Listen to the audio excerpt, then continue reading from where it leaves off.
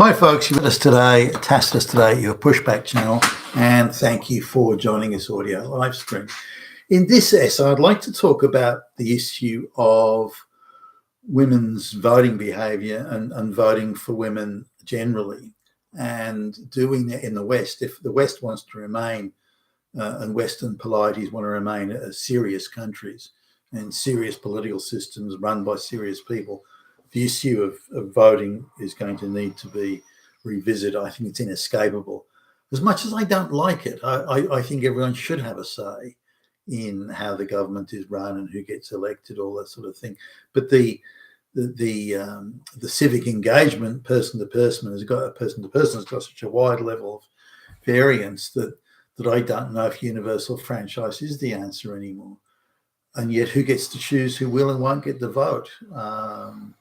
So I want to talk about that, but particularly talk about the issue of women voting. Now, as much as the claim is that Donald Trump won by a landslide, he didn't. And I don't know how many cheating votes were in Kamala's total. There must have been at least 10 million dud votes, corrupt votes in Kamala's total. But Kamala only came a couple of million, not even 2 million votes behind Trump in total. And President Trump's wins in the swing states, which he pretty much got all of them, I think. Some of the margins there weren't huge, so a few 100,000 votes, if they changed in those swing states, could have altered the outcome. So the idea that it was some sort of landslide, I don't buy that at all. The margin that the Republicans got in the House of Representatives is very slim. They did okay in the Senate, but again, that was not by big margins, but they did okay. So just looking at the voting patterns, if women had voted, only women had voted, there was no men voting, only women had voted, Kamala would have won by a landslide. Now, one of the most pathetic, ridiculous, low IQ, brain dead, moron, hack, hadn't accomplished anything in her life, candidates for president would have won, if women were only women were voting, would have won by an absolute landslide, and would have swept all 50 states, again, almost a landslide in pretty much every state as well. So that's what women would have accomplished by voting. If we go back since women got the vote as in universal franchise, then there've only really been two elections, federal level. I didn't look at midterm elections, so that maybe a deeper dive into that could produce a different statistical picture. So I was only looking at the cycles of election on presidential terms, and then the House and Senate in those elections. So as far as I can tell, about 8% of all those elections since women got the vote, only 8% would have resulted in a Republican victory at any level, and even that by very slim margins, close run thing. Whereas, for the most part, the again, assuming only women vote, again, for the most part, the Democrats were winning by a huge landslide. And even Democrat candidates that lost, quite heavily in elections, they would have won had only women voted. So this is why is that divide? Why are women voting, so differently from men? Now, if we look at overall levels of civic engagement, then we find men have a much higher level of civic engagement than women do. So that there's a tendency to vote, not every single man, of course, there's a tendency to vote on the issues or on the practical realities of the policies of the day. For example, do I have a job? Can I feed my family? That sort of thing. And so there's are my kids doing okay at school? Why are there so many potholes in the road? And so men will tend to vote on the issues and on policies, and they want to hear the government guys say, "Well, I'm going to fix the potholes in the road, and I'm going to produce a budget for it, and I'm going to make sure that There's everyone's going to have a job, and this stuff. So now, not that women don't care about those things, but they're much lower down the priority list. If a politician gets up and says, you women are being oppressed by those evil men, and I'm that big hairy chest, and I'm going to protect you from those men. I'll make sure that, I'll put those men in their place, and you'll be the boss of all those men, and then women will find that attractive. And that's right, I am a victim, and this guy's going to fix it. Or these people are going to fix. So they'll tend to vote rather emotionally and on issues that are not issues. The people who want to stop mass migration want to oppress people who don't have as much social power. I'm a woman, I don't have social power, so they want to oppress them, they want to oppress me. So I have to vote for the people that won't let them oppress me. And that's it. So there are various sort of narratives that feed into it. But that's the reverse is the case. If only men could vote, Democrats would rarely win. Republicans will win pretty much all the time, in not quite a stark difference, but close to it. So this difference in now, if we break it down further in voting patterns, where we can presume levels of civic engagement or applications to reality, like, do I have a job? Can I feed my family? Those sorts of things. Whereas a woman might say, can I get welfare? Can I feed the family? I don't have to compete for a job and stuff like that. That's too risky, too uncertain. But if you guarantee me welfare, I'll vote for you. So there's differences like that as well. But for those that vote on the issues and policies and practical reality, do I have a job? They tend to overwhelmingly be men. Whereas the abstract issues of will I be protected from oppression? I'll have no money or means, and I'll be on the street as the victim of all these evil fascist Nazi men. I'll vote for the government that'll protect me from that. Now, largely the issues that women are voting, they're voting against things, and they're voting against their fears. They're voting against the fears of, well, who'll look after me? The government will. Okay, I'll vote for you then.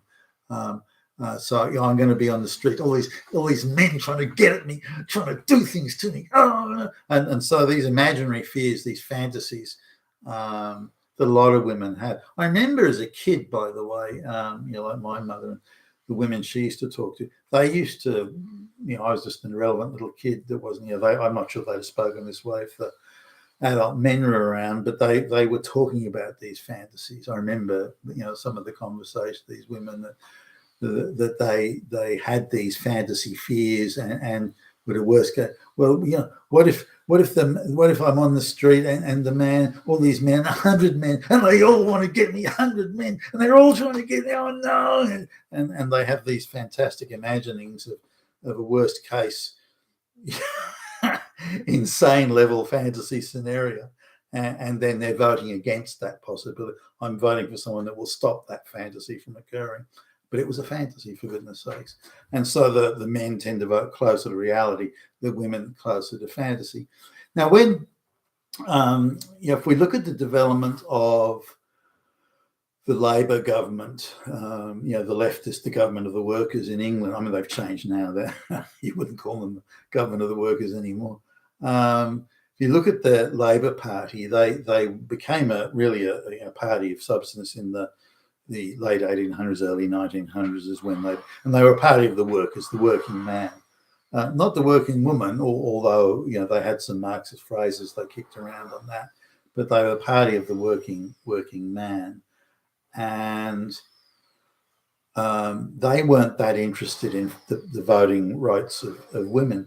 Now, the voting rights of women sort of came in gradually, and women have been able to vote for a long time in Britain, but only a very small number.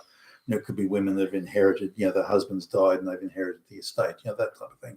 And they met an age and quality property qualification. But effectively, only women over the age of 30 who own some property could vote. Now, technically, that was millions of women, but the reality, once it was applied, was far less than that. Now, men, I think at the time I'm going from memory here, I think men could, at 23, they could vote. And again, they had to meet a property qualification. So not even half the people were voting, or little over half the more than half the male population were voting, but only a small proportion, or relatively small proportion, of the female vote. Now, at that stage, you could still get leftist, and they were called the Liberals at the time, in England anyway. You could get leftist governments could still win, and they were, for example, in government in, when World War One broke out. But their focus was, you could describe them as leftist in some ways, I suppose, but their focus was not on the sort of social issues that today we would see, the gay rights or something like that. That one, those were, and they didn't see the world in the sense of social power. They thought that they were coming along with the workers were being exploited, but they didn't go as far as a party of the workers would. This is where the Labor Party came in. Now, the Labor Party had no hope of getting government, not even a snowball's chance. There weren't enough working men that would vote for them, and a lot of the labourers and the lower end of the working, where a lot of the membership would have come from, they didn't meet the property and income qualifications necessary to vote at the time. So the majority of the male workers wouldn't have had the franchise.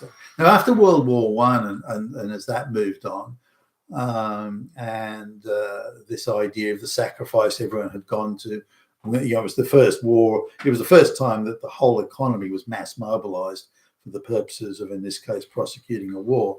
So it meant, women went to work that hitherto hadn't, and they were working in technical jobs. Not that they weren't just, skinning fish on the, on the coastal fishing villages. They're actually working in factories and doing technical stuff. Sure, they were supervised and all that sort of thing, but nonetheless, and men were dying, of course, by the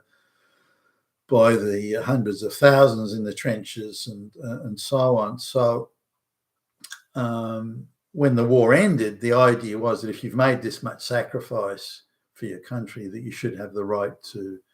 So the age was dropped to like 23, I think, for women, and 21 for men. And then shortly after, it was universal franchise for people aged 21 and over, regardless of whether you met a property qualification. Now, at this point, democracy changed radically. Two things happened. One, women were given universal franchise, and the lower working classes, who were never really meant to get the vote, also now could vote and decide on government. This was a huge and radical shift across the Western world, or in the countries, US, Britain, and so on. This was a radical shift, and it was to have many consequences. The second tier of this was in like the Vietnam War era, so late 60s, early 70s, when the voting age was dropped to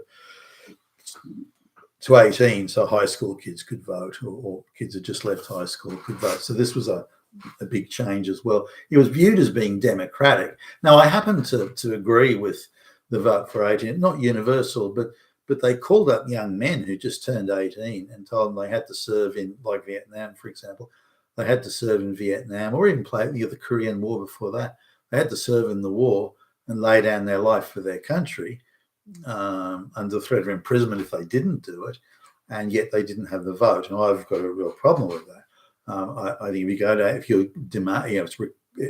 you're obligated, if you're called up, obligated to lay your life down for your country and go to places where people are trying to shoot at you and kill you, then you should have the right to vote, in my view. That's absolutely essential. Given you're required to make that sacrifice, then the body politic, the polity, has an obligation to, in the overall equation, to match the responsibilities they bestow upon you with the rights that they extend to you. Those things have to balance, in my view. Same could be for the, a front line fireman or a police officer that, police officer has to go and save people who are being shot at. That should be something that allows the vote, or the fireman that runs into the burning building to save the baby. That person should have the vote. If they're laying their life down for the protection of their fellow citizens, in any capacity like that, then no, I don't. Just because you're in the army and you're working in an office shuffling paper or pushing the keys of a computer, that doesn't give you the right. It's only if you're you're actually putting your life on the line for your country, or in a situation of, frontline danger like that, then you should have the vote. But should everyone at the age of 18 get the vote? No, I don't believe so. So given the difference, now if we break down the differences, if only black people voted, for example, then again the Democrats would win by margin. Now, if lower class white women, white women with that are not dependent on welfare, but do not have gender studies degrees or lesbian dance theory degrees, just those women as a group, Trump would have won the last election based on that, as far as I can determine from picking apart the numbers. But once you add in Latin women, black women, college educated women dependent on welfare, white women dependent on welfare, then it swings back again to the Democrats. Now the concern that I have is that not that there's a tendency to vote Democrat. I don't care that someone like Kamala could have won by a crushing landslide if only women voted. Now I spoke to a woman about this, and an American woman who voted for Kamala, and I asked her. She conceded that Kamala was a weak candidate. She conceded that Kamala had achieved nothing or hadn't accomplished anything. She conceded that she spoke in those ridiculous word salad type things. You say, "Oh, I don't like Trump." Yeah, that's okay. Well, that's an emotional thing. What policies has he got that you don't like? Oh, I don't know. All of them. You're right. But the point, or the thing that she finally came out, this was why she voted for Kamala. She thought about it, put her head on one side. She said, "Well, I'm a woman, aren't I?" What the fuck is that going to do with anything? The policies are what matters here, surely. But that isn't something that most women will vote. Even the ones that claim to be highly educated, they're not voting on policy. So can democracy, as in the people voting for and selecting their government, can democracy in that sense function? I would argue no. Now, this idea that only women over the age of 30 can vote, that was an organic development that came over a long period of time. And I believe that's probably a reasonable position. Women shouldn't be able to vote till they get to 30. Men shouldn't be able to vote till they get to 21, unless, again, they're laying their lives down for their country and firemen and so on. So there needs to be a rejig of this. Voting for your government is a very serious business, not an emotional business. It's a very serious business, and a serious country and a serious nation state must have a serious democratic, a voting system where the people decide on their government. And it isn't going to happen if women, young women particularly, can continue voting, and also young men who have made no sacrifice to their or commitment to their country, have no skin in the game, if you will, that they can also vote without, again, taking on those responsibilities. Now, times have changed, in terms of the voting mix. It wasn't unusual when I left school that people were getting married straight out of school. I remember 19-year-old, the year ahead of me at school, and they were both 19. The guy and the girl from the school that got married, and they procreated, and they came into school with their baby. Then the baby was only a few months older, and showing it around. And they were both 19. Now that wasn't that unusual. It wasn't everybody doing it, but it wasn't that unusual. And I was a 17-year-old time looking at this. I thought they were terribly grown up, but the responsibilities you take on when you do that, they were regarded quite seriously back in the day. Then that created a level of concern about how the country was run, the policies of the government. Do I have a job? Can I look after my wife and child? These sorts of things. Are criminals being locked up? All that sort of thing and the level of responsibility and civic engagement someone like that has is much greater than someone that's just doing party drugs and goofing off at nightclubs, or not working at all, or working at some bullshit job as a product designer at fucking Google or something like that. So there's been a changing level of civic engagement kids are staying at school longer, so they're childish for longer periods of time. And all these sorts of things are playing out in different levels of civic engagement. And can we reset the level of civic engagement, or reset those who are prepared and able to treat civic engagement as a serious business? But if we don't do that, then I would argue democracy, as we know it, has been hopelessly compromised. And if you look at the moves that the Labor government in Britain is thinking of, giving the vote to 16-year-olds, and on the basis that, well, kids are our future. I mean, what a load of fucking bullshit. I mean, seriously. If you're attached to us today, your pushback channel, thank you for listening.